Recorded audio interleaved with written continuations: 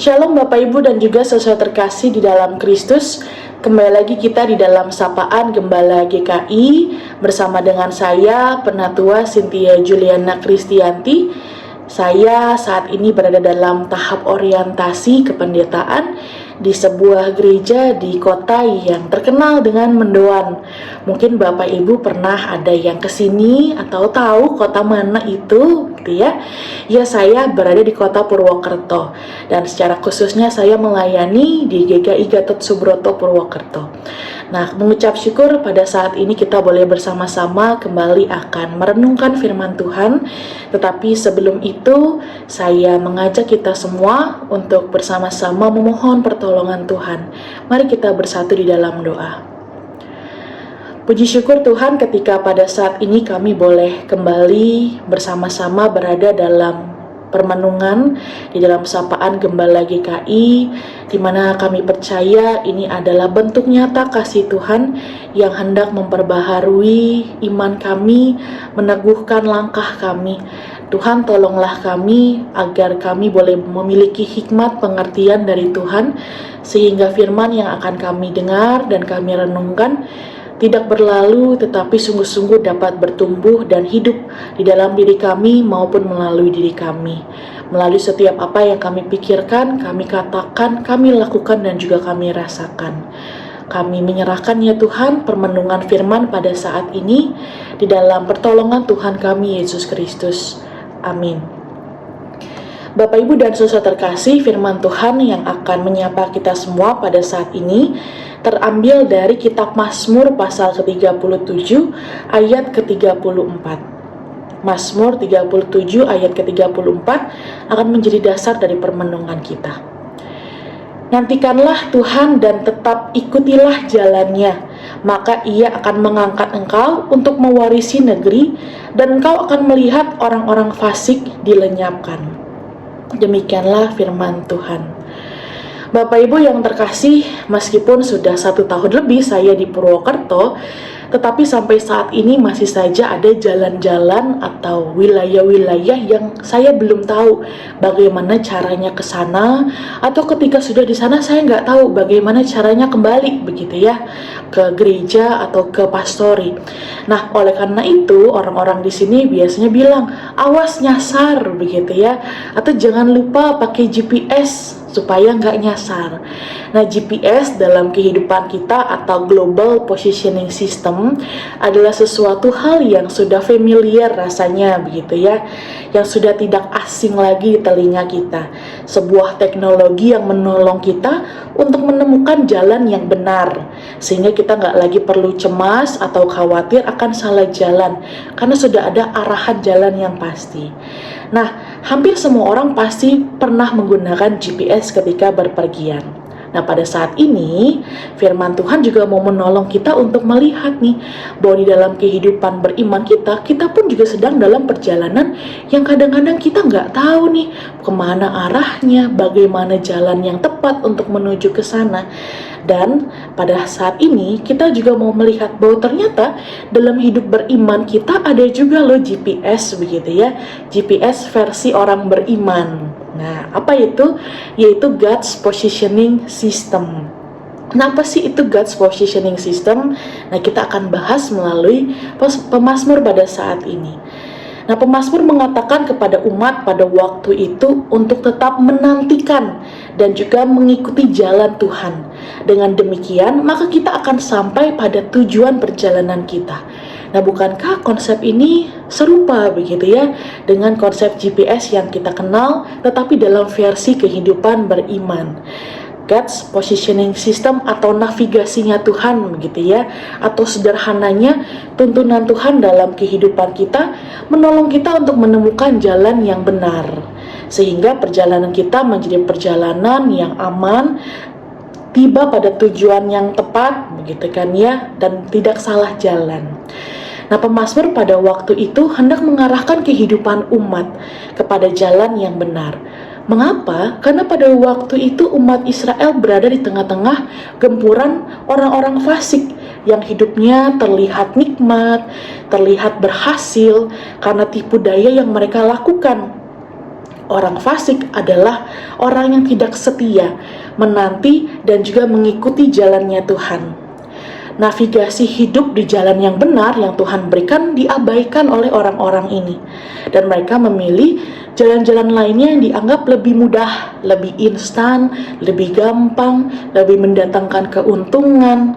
Nah, namun pemazmur mengatakan jalan yang salah itu membawa orang fasik pada sebuah konsekuensi, yaitu mereka akan menjumpai kesulitan sebab hidup mereka tidak berkenan kepada Allah. Dan bahkan dikatakan dalam bacaan kita, orang-orang fasik itu akan dilenyapkan. Nah, dalam pengalaman begitu ya Bapak Ibu, masuk ke dalam rute yang salah mungkin juga pernah kita alami.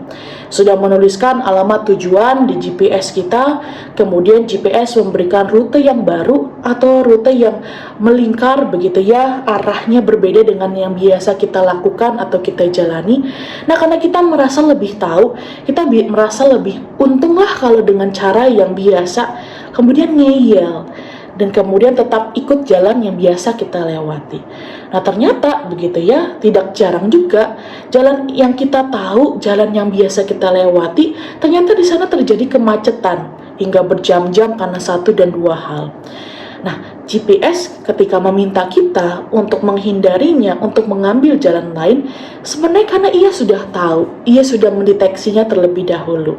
Atau mungkin juga bisa jadi ketika melewati jalan itu kemudian kita mengalami kesulitan karena lalu lintas yang padat, atau mungkin karena jalan yang rusak dan juga sebagainya. Lalu kita mengatakan, tahu gitu ikut jalan yang sebelumnya, gitu kan ya.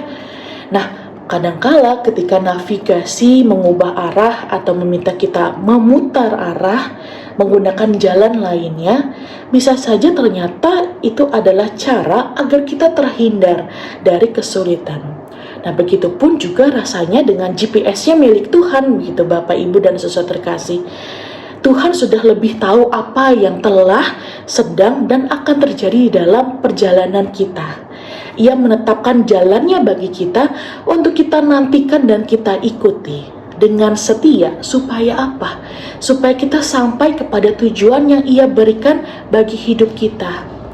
Dan mungkin saja jalan hidup yang agak memutar begitu ya, yang lain dari biasanya, itu karena Tuhan hendak menghindarkan kita, menyelamatkan kita dari persoalan dan kesulitan-kesulitan yang mungkin karena akan kita hadapi dalam jalan yang kita pilih.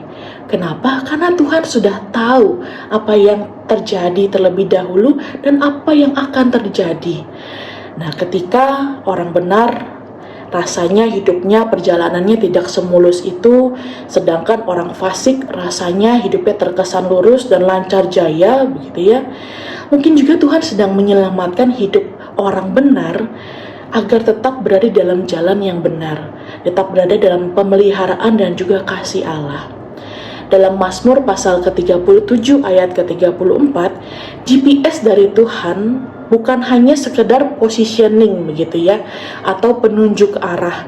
Tetapi dalam ayat ke-34 kita juga bisa melihat ada yang namanya protection, penjagaan dari Allah terhadap mara bahaya yang mungkin saja akan kita jumpai ketika kita tetap ngeyel berada di dalam jalan kita sendiri. Ada juga peace yang Allah berikan, rasa damai, rasa jauh dari cemas, karena Tuhanlah yang menuntun perjalanan. Ada juga possibility, kemungkinan bahwa ada banyak kesempatan, ada banyak jalan yang Tuhan bukakan agar kita sampai kepada tujuan kita. Bahkan kalau kita salah jalan, kita bisa kembali. Ada juga power yang Tuhan berikan, kekuatan bahwa orang benar akan selalu mendapatkan kekuatan untuk menjalani setiap perjalanannya. Rekan-rekan yang terkasih, Bapak Ibu yang terkasih, pemazmur berusaha meyakinkan umat bahwa setialah, menantikan dan juga mengikuti jalannya. Tidak perlu tengok kanan kiri begitupun atau tergoda begitu ya, ketika GPS dari Tuhan itu menuntun hidup kita, mengarahkan kita kepada jalan yang tepat. Jika jalannya harus memutar, biarlah kita memutar selama itu berada dalam jalan Tuhan. Berbeda dengan GPS dunia yang mungkin bisa menyasarkan kita begitu ya, mengarahkan kita ke jalan yang salah. GPS-nya Tuhan gak akan pernah salah mengarahkan kita. Tidak akan pernah mengarahkan kita kepada jalan yang salah, tetapi selalu pada jalan yang benar. Ia akan selalu menuntun kita pada jalan yang benar hingga tiba pada tujuan nanti. Yang perlu kita lakukan adalah ikuti jalannya, maka kita akan sampai pada tujuan yang tepat dan di dalam perkenanan Tuhan. Tuhan menolong kita semua. Amin. Mari kita bersatu di dalam doa. Tuhan, kami mengucap syukur jika pada saat ini Tuhan boleh menyapa kami semua.